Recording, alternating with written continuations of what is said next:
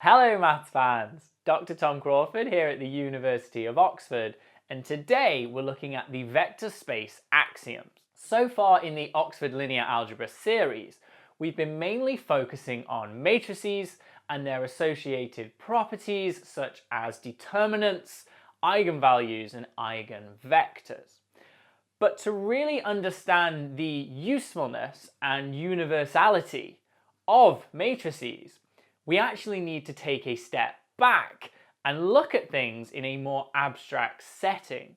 And this is where vector spaces come in. A vector space is a mathematical object which satisfies a series of rules or axioms. Now, I will go through these 8 axioms one by one, but it's really important that whilst we do this, you keep in mind the concrete examples with which you are likely familiar. So we have the n vectors, which simply means a traditional vector. So this could be v is equal to some entry v1, v2, v3.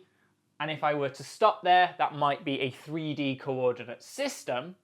But by an n vector, we simply mean there are n coordinates, where n can of course be any number from 1 through to any large integer that you can think of. And the second example will of course be matrices, and here I'm going to keep this as general as possible. So we might have the m by n, so they could potentially be rectangular matrices, and let's suppose they have real entries. On to the definition. We are going to define the following. A vector space, and let's just label this capital V, is a non-empty set, first and foremost. So we have to have something, some elements on which we are operating on to form this particular structure. So it's going to be a non-empty set equipped with 2 maps. The first is going to be the addition map.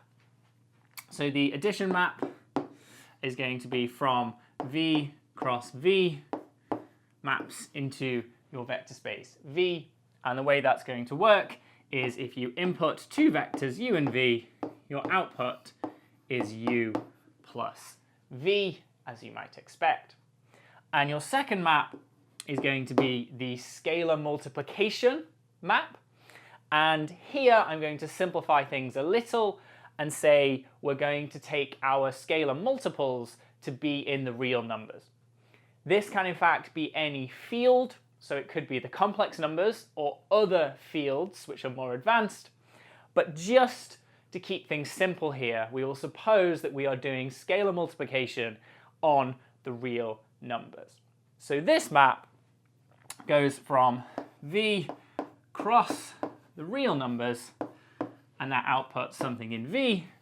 And the way that one's going to work is we input V and a scalar lambda, and that will output lambda times our vector V. So now that we have the setup with our non-empty set V and our 2 maps, we have addition or vector addition and scalar multiplication with our field, which remember here we take to be the real numbers. We now need to satisfy the 8 vector space axioms. So the first one is that vector addition is going to be commutative. So addition is commutative. Now what this means explicitly is that if I have 2 vectors u and v, then that's the same as doing v plus u. Hopefully this is familiar to those of us used to working with real numbers and even with vectors, but we do need to define this as one of our rules or one of our axioms for a general vector space. And again, as I'm going through these rules, remember to always keep in mind our 2 examples of Rn or n vectors, coordinates with n entries, and matrices to really help visualize what these rules mean. Now our second rule is going to say that addition is also associative. addition is associative. Now this one means that I have u plus v in brackets plus w, and that's the same as if I did u plus, first of all, adding v and w. So it's saying if I add the first two and then the third one, or I add the last two and then the first one, they're actually the same thing. And again, we are used to this. This is true in our number systems and our vectors and matrices that we're used to working with. Now, our third axiom says that the addition map, when we add together vectors, has an identity element. So this is going to be the existence of an additive identity. So what this means is that we have an element, which I will label 0 for obvious reasons. We have an element that exists such that if I take a vector u, and this can be any vector u, and add the 0 vector, which is going to be our identity element, then that's the same as doing 0 plus u, and in both cases, u is unchanged. I get back the same vector that I started with before adding the identity. And the fourth one actually follows from this really nicely. So the fourth axiom or rule tells us that we want inverses to exist. So this is the existence of inverses, and these are going to be additive again, just to stress that. So what's that going to mean is that u plus w equals w plus u equals 0, the identity element. So w is going to be our additive inverse, and I'll put this in square brackets just to emphasize, because some of you may have realized w will of course be minus u in the usual way. Now you may have noticed that so far the first four axioms all talk about the addition map, which up here I labeled as our first map, where we take two vectors and add them together to get a new third vector. And these are all related to discussions about that. Now the final four axioms are all about making sure that our second map of scalar multiplication, we want to make sure that this interacts appropriately with our vector addition. Now exactly what that means will become clear when I write out the axioms, but there is an important distinction between these two sets of four axioms. The first four talk about the addition map, where you add together vectors.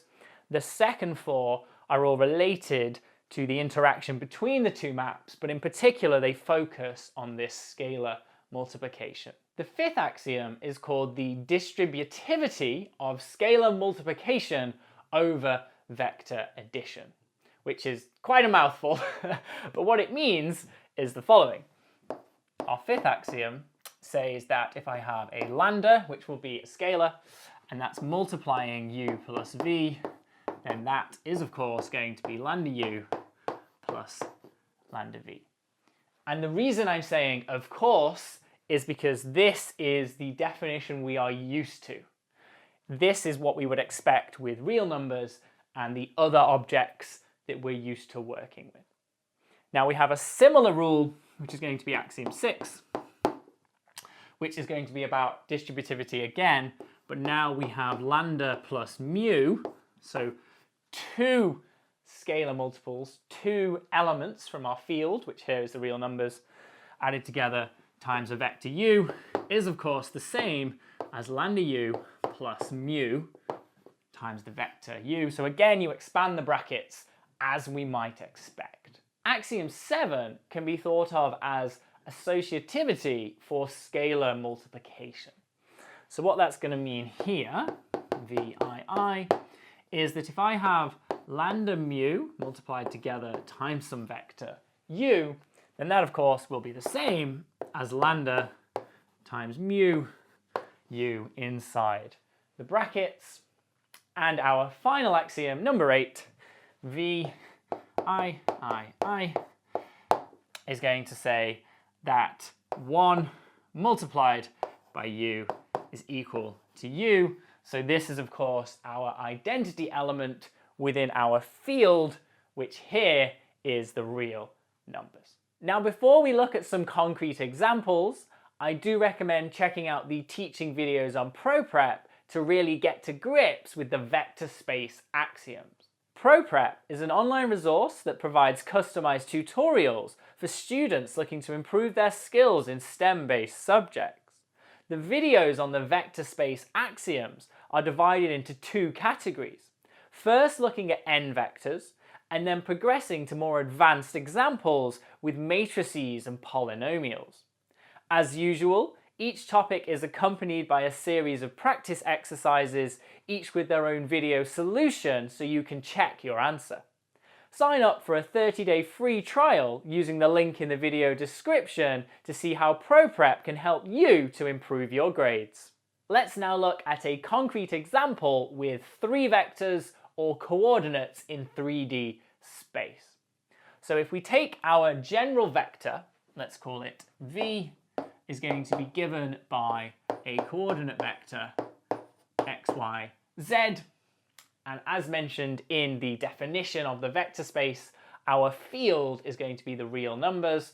So our lambda here is going to be some real number. Now, if we go through the axioms one by one, we can hopefully convince ourselves that this setup will satisfy all of these axioms, and therefore we have a vector space, which will be our 3D coordinate system. We start by checking that the maps defined here, 1 and 2, make sense. So the additive map says that if I take 2 vectors in my space and add them together, I need to get a third new vector, which is also in the vector space. So here, that means if I take x1, y1, and z1 to be a point in 3D space, and then I add a second point, so let's call it x2, y2, and z2, then hopefully you can clearly see that I will end up with x1 plus x2. We add together the x coordinates, we add together the y coordinates, y1 plus y2, and the z coordinates gives us z1 plus z2.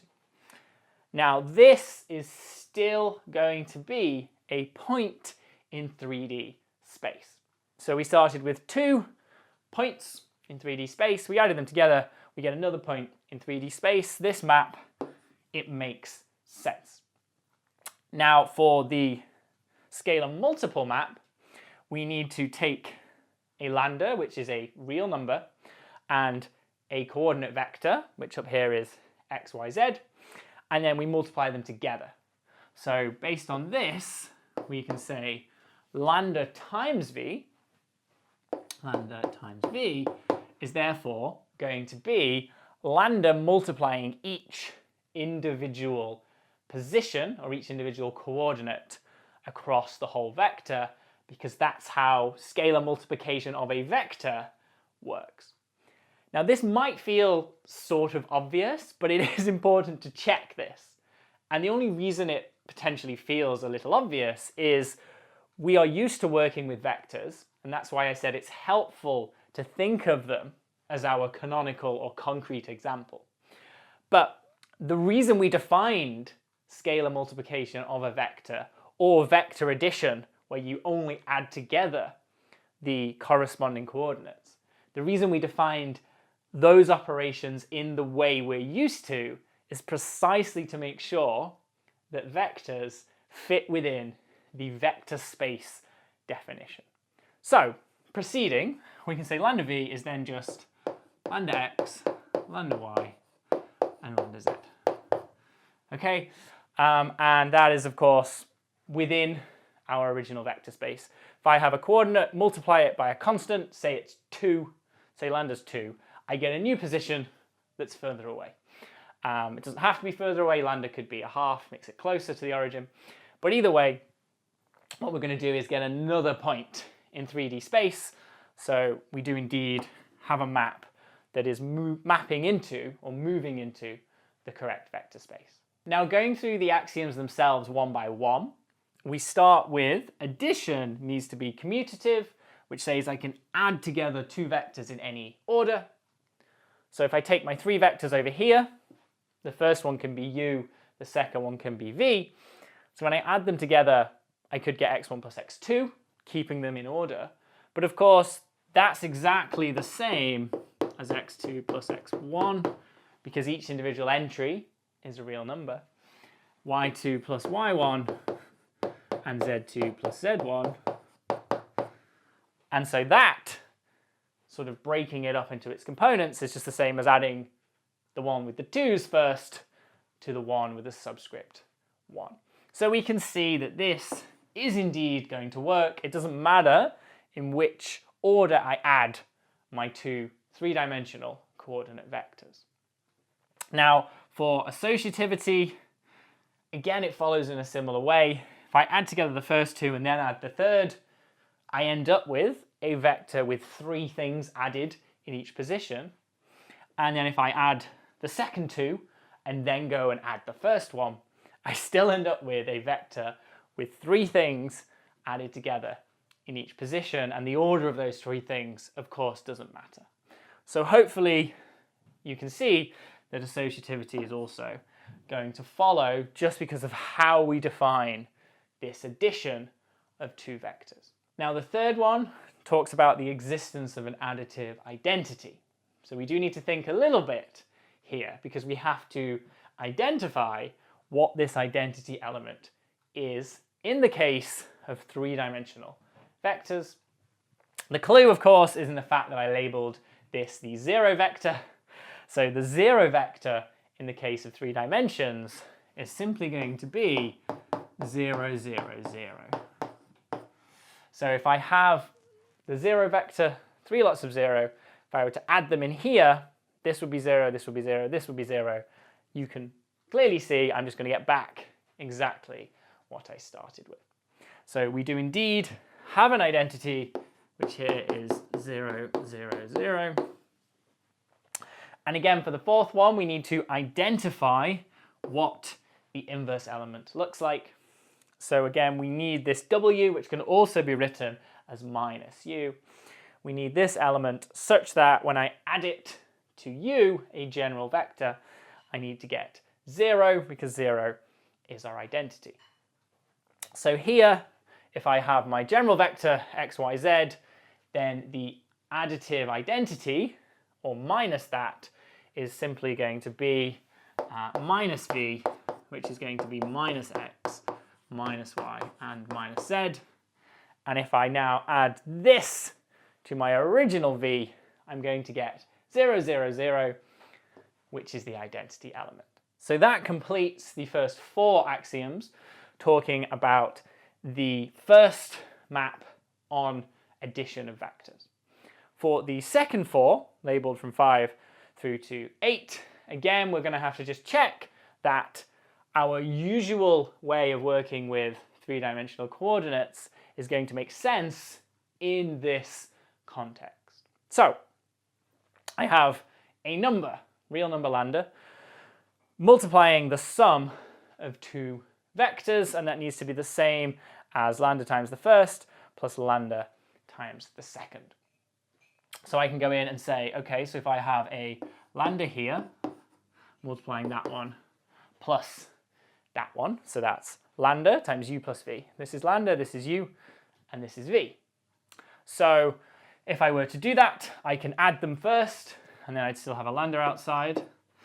And then I can, of course, take the lambda inside. So if I now replace all of these with the lambda definition now, I'm going to have lambda times x1 plus x2, lambda times y2 plus y1. Of course, the order doesn't matter, as we've already established. And lambda times the z's. Now I can expand out that bracket and say, well, that's just the same as lambda x1, comma, lambda y1, comma, lambda z1, plus lambda x2, comma, lambda y2, comma, lambda z2. And that is, of course, the same as lambda times x1, y1, z1, plus lambda times x2, y2, z2. Again, this might feel like overkill, but it is important to do this at least once in your mathematical career. Just to convince yourself, again, that everything we're doing makes sense and follows from these definitions. So we can see here, going through step by step, we started with the left-hand side, we had lambda times the sum of two vectors, and then I've gone through and we've been able to write it as lambda times the first one here, plus lambda times the second one. Now, axioms 6 and 7 are very similar. I'm kind of running out of board space, and I'm sure you're probably all a little bit bored of me writing out all of these very long coordinate addition, sum, scalar multiplication type operations. So you should check these for yourself. Exercise for the audience for 6 and 7. So again, we just take our general vector u. In both cases here is going to just be x, y, z, or x1, y1, z1. Doesn't really matter. And you just need to convince yourself that the left-hand side is the same as the right-hand side, following our way that we've defined addition and scalar multiplication. And then, of course, for the final one, we are in the real numbers, so there's not really much to do here, except to say, well, our identity is clearly 1. It's when lambda is 1. So 1 multiplying x, y, z is definitely going to give me 1 times x, which is x, 1 times y, which is y, and 1 times z, which is z. So there's not too much to do for that last one. As you saw, there was a little bit of work in terms of addition and convincing ourselves that the way we're used to adding vectors does indeed fit with the axioms of a vector space. And then we had to do some of these rather mind-numbing expansions, but important nonetheless, to convince ourselves that these rules here, 5 through to 7, also follow, and everything also works exactly as it should.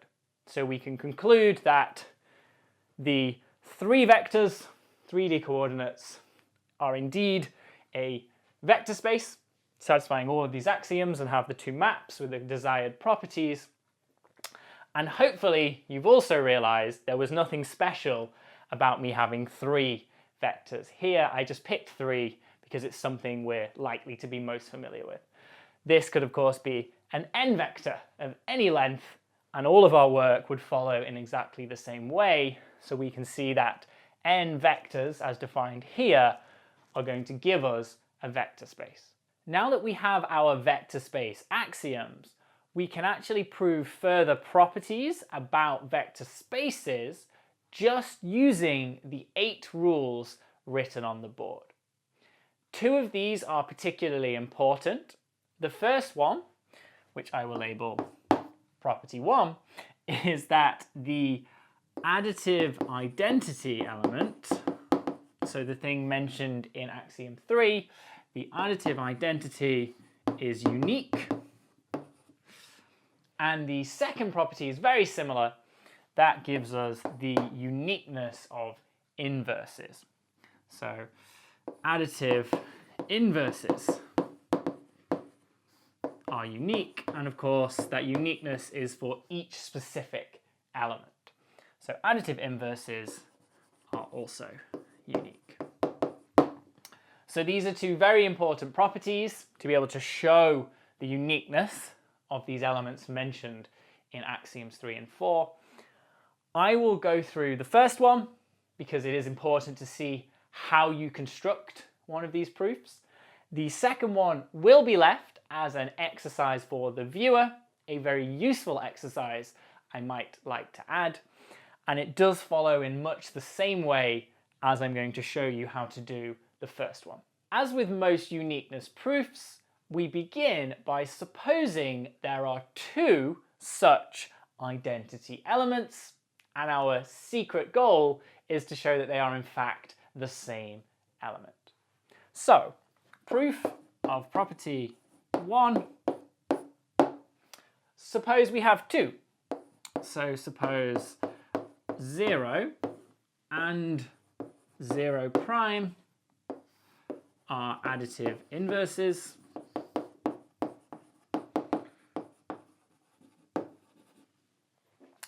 Then a sensible starting point is to write out what that means according to our axioms. So according to axiom 3, what that means then is that v plus 0 is equal to v, but also that is the same as v plus 0 prime. Now, we're going to ignore the v in the middle. I just wrote it there because both of these expressions are equal to v. And in fact, what we want to do is now use axiom 1, which says that we can add together things in any order. So I can rewrite this now and say, so that means that 0 plus v, just interchanging the order of that addition by commutativity, property 1, is equal to 0 prime plus v by, again, interchanging the order there by axiom 1. So I should really keep track of what I'm doing. So this one was by number 3, and then I interchange the order by number 1. Now the next step in our proof comes from thinking about our ultimate goal, which here is to argue that 0 is equal to 0 prime. So what we want to do is really cancel this v. But it's not quite as straightforward as just cancelling it, because we have to use our axioms and we have to use our rules. That's how these proofs go. Again, they can be a little bit annoying, but it is important to build up our knowledge and build up the properties of a mathematical structure purely based on those initial assumptions, those initial rules or axioms. So we kind of want to add a minus v to both sides, because that, possibly by using axiom 4, is going to allow us to cancel the v. So if we do that, we can say 0 plus v plus minus v is therefore equal to 0 prime plus v plus minus v. And now we have 3 terms on both sides. So what we actually need to do here, before we can use 4, so we want to use 4, but before we do that, we actually need to use 2. We need associativity. We need to make sure that what we're allowed to do here is actually add the second and third terms together on both sides first, and then be okay. So we can do that and say by associativity, which up there is labeled as 2, we can then say that's the same as adding those two and those two. And now, finally, we can use axiom 4 and say, well, v plus negative v, that gives us our identity element 0. So those two cancel out, and so by 2 and by 4, we then end up with 0 equals 0 prime, hence unique, because we assumed there was 2 of them, nothing more general than that. We just assumed there were 2, nothing more specific than that, very general, and we actually showed that, in fact, they are the same thing, and all we needed to do that was actually the first 4 axioms, because here we weren't really bringing in scalar multiples. So from the axioms, we were able to show additive identity is unique. Pretty much the same proof, some slight modifications because of the difference in the question, but we want to show that additive inverses are unique, so you just assume there are 2, and again go through a similar kind of cancellation to get that, in fact, they must both be the same thing, therefore we do indeed have uniqueness. So once you've had a think about how you might prove property number 2, don't forget to then head over to ProPrep for even more exercises on vector space axioms, which really help to test your understanding of everything we've covered in this video. Just click the link in the video description to sign up for your 30-day free trial courtesy of Tom Rocks Maths. Thank you everyone for watching. Please do remember to subscribe to the channel if you've enjoyed the video, and I'll see you all very soon. Take care.